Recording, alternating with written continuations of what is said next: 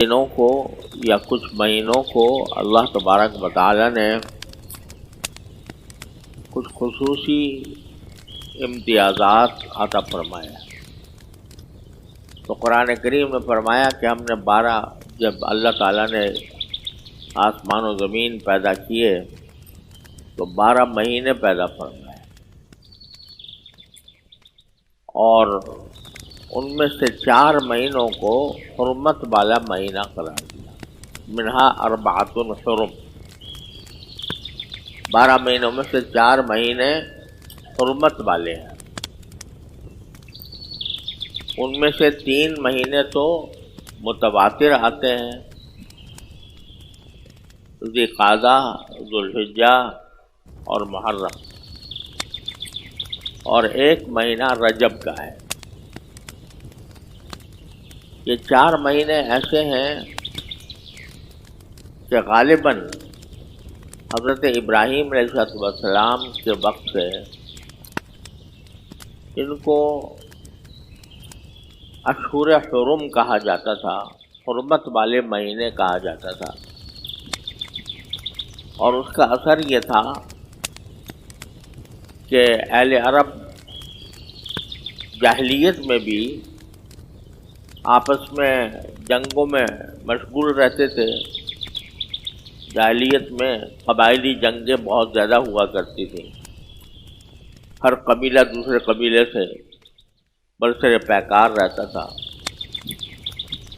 لیکن ان 4 مہینوں میں جاہلیت کے زمانے میں بھی یہ دستور چلا آتا تھا کہ ان 4 مہینوں میں جنگ نہیں کرنی.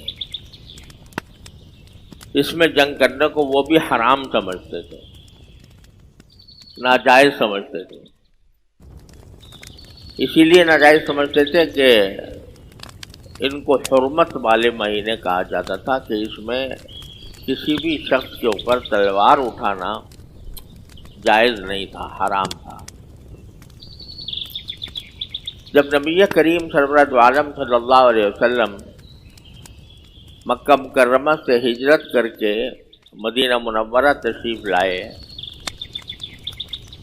تو یہ باتیں تو 4 مہینوں کی حرمت تو معلوم تھی، معروف تھی، اور رسول کریم صلی اللہ علیہ وسلم نے بھی اس کو برقرار رکھا تھا.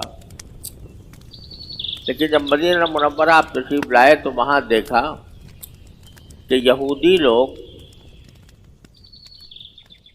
10 محرم کو یعنی عاشورہ کو روزہ رکھتے تھے.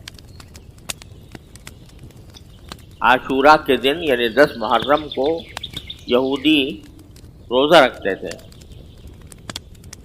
تو حضرت صلی اللہ علیہ وسلم نے پوچھا کہ بھئی آپ لوگ کیوں روزہ رکھتے ہو ان دنوں میں؟ اچھا 10ویں محرم کو کیوں روزہ رکھتے ہو؟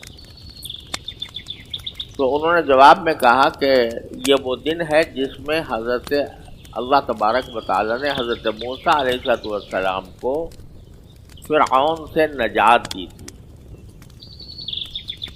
فرعون ظلم کرتا تھا اور خود خدائی کا دعوے دار تھا. اللہ تعالیٰ نے حضرت موسیٰ علیہ السلام کو اس کی ہدایت کے لیے بھیجا، پیغمبر بنا کر بھیجا. حضرت موسیٰ علیہ السلام نے اس کو تبلیغ کی.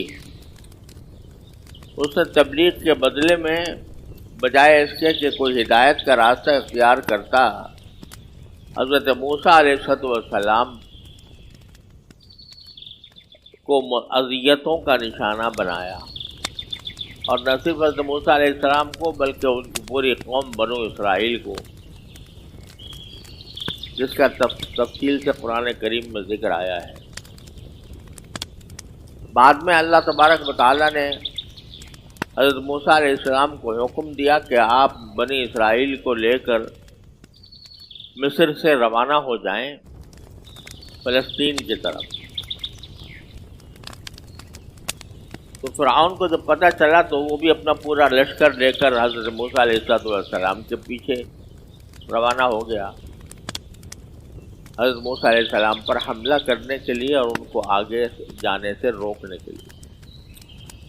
اللہ تعالیٰ کا کرنا ایسا ہوا کہ جب حضرت موسیٰ علیہ السلام کا لشکر آگے جا رہا تھا، فرعون کا پیچھے آ رہا تھا، سامنے سمندر آ گیا۔ اب آگے سمندر کے اندر جانے کا کوئی راستہ نہیں تھا، لیکن حضرت موسیٰ علیہ السلام کے معجزے کے طور پر اللہ تبارک و تعالیٰ نے حضرت موسیٰ علیہ السلام سے فرمایا کہ آپ اپنا عصا، یعنی جو ہاتھ میں آپ کے لاٹھی ہے، وہ اس سمندر کے اوپر آپ ماریں۔ تو انہوں نے لاٹھی ماری تو اللہ تعالیٰ نے اس سمندر کو روک دیا اور 12 راستے پیدا ہو گئے، کیونکہ بنی اسرائیل کے 12 قبیلے تھے، تو ہر قبیلے کے لیے ایک الگ راستہ اللہ تعالیٰ نے سمندر کے اندر بنا دیا، سمندر کو روک دیا۔ قرآن کریم میں اس کا ذکر آیا ہے۔ اور حضرت موسیٰ علیہ السلام اور ان کے تمام ہمراہی سمندر کے پار اتر گئے، عافیت کے ساتھ، خیریت کے ساتھ۔ پیچھے فرعون کا لشکر آ رہا تھا، جب وہ وہاں پر پہنچا تو پانی رکا ہوا تھا، راستے بنے ہوئے تھے، تو اس نے سوچا کہ میں بھی ان راستوں سے فائدہ اٹھا کر میں بھی ان راستوں کے ذریعے پار اتر جاؤں۔ تو وہ پار اترنے کی غرض سے ان راستوں کے اوپر اترا اور اس کا لشکر بھی اترا، لیکن جب دریا کے سمندر کے بیچ میں پہنچا تو اللہ تعالیٰ نے وہ پانی برابر کر دیا، اور اللہ تبارک و تعالیٰ نے پورا فرعون اور اس کا لشکر سب ہلاک ہو گیا، سمندر میں ڈوب کر ہلاک ہو گیا، اور موسیٰ علیہ السلام اور ان کے ہمراہی عافیت کے ساتھ صحرائے سینا کے اندر اتر گئے۔ اور یہ بھی اللہ تعالیٰ نے اس دن فرما دیا تھا کہ اس وقت جب پانی کی موجیں آ کر اس کو ڈبو رہی تھیں اور بالکل وہ مرنے حال پہنچ گیا تھا، تو فرعون نے اس وقت آواز دی کہ میں ایمان لاتا ہوں بنو موسیٰ علیہ السلام کے خدا پر، جس پر موسیٰ علیہ السلام ایمان لائے ہیں، جس پر بنو اسرائیل ایمان لائے ہیں، اس پر میں بھی ایمان لاتا ہوں۔ تو قرآن کریم نے فرمایا الآل آنا، اب ایمان لائے ہو، وقد کنت من المفسدین، اور اس سے پہلے تم فساد پھیلایا کرتے تھے۔